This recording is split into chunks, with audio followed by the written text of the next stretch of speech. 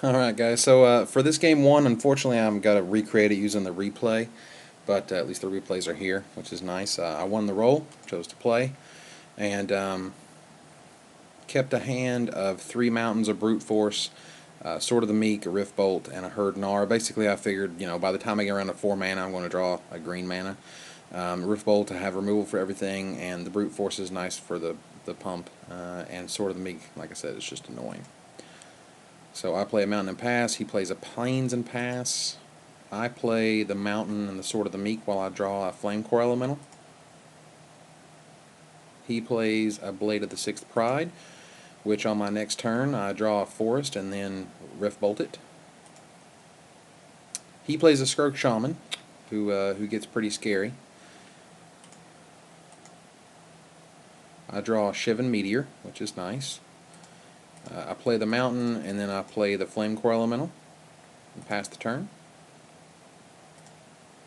And he plays his Amaru Seekers, and so now he has 2 guys with forms of evasion. Of course I can block the skirk shaman so he doesn't attack with it, but that becomes important later. Moving on, I pay for my Echo and draw a Sprout Swarm and pass the turn. After I swing for 5, of course, so he goes down to 15. I didn't think he was going to block it with these guys, so I just went ahead and swung. I'm not afraid of the 2 damage. I'd rather try to kill him. At least that was my thinking. So he swings, and he plays another land, and a Pentarch Paladin. I was like, oh, that's sucky. And in my hand sits the answer. So I was like, alright, I'm totally going to draw an answer here, right? Right? No. Now I draw Imperiosaur. And I'm like, wow, if I had 2 green mana, I would be kicking all sorts of ass. So I figure I'm going to swing with that elemental while I got time to play him while I got time before he dies. And then I tap my 4 mana and play my herd gnar and pass the turn, which can block neither the skirk shaman or the Amaru Seekers. Can't really block the paladin, but he's not going to swing with that because of course he has to take care of my elemental. So he plays a Bone Splitter Sliver and then kills my Flame Core before I could Moonlace it. I draw a Prodigal Pyromancer, who is so awesome except when they have a Pentarch Paladin looking at you. And I can't draw that 5th mana to kill it with a Shivan Meteor, which is a little sad. So I wasn't quite sure what to do here. I was sure that I didn't want to attack with the herd gnar.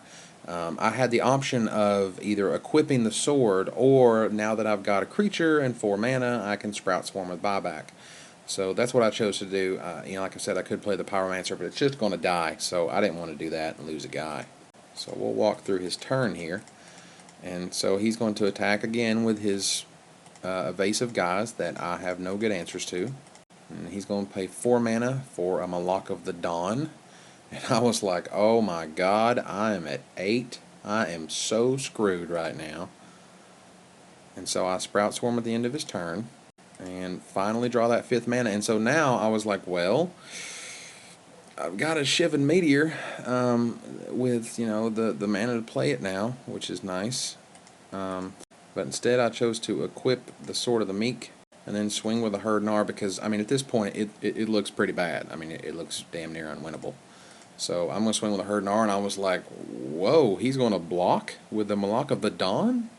He's at 10 and this guy's a 2/2, and at best the herd gnar is going to be a 4/4 if I blow my Sprout Swarm. So, I'm guessing his thinking is that I'm going to have to blow the Sprout Swarm to trade for the Malak of the Dawn, and then of course I just play the brute force and kill it anyway. Beware, coming up is a huge mistake, which was me making a Sprout Swarm token and then blocking both the token with the sword and the newly minted token, blocking the Pentarch Paladin because I forgot he had flanking. So he swung with his evasive guys, took me down to 4, played Fatal Attraction on the herd gnar.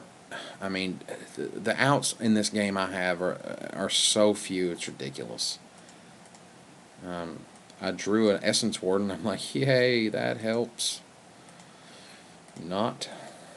And, I played the Prodigal Pyromancer because, you got to do something. At least it put me up to 5. He'd have to attack with everything. I swing with a Herd Gnar because it's going to die during his upkeep anyway. So now I officially have no chance of winning. Because he plays a Battering Sliver. I go up to 6, but now he's got a 4/2 Trampling Sliver that I can't do anything about with my little 1/1s. And that's how I lost game 1. So let's take a look at my sideboarding, and I'll walk you through game 2.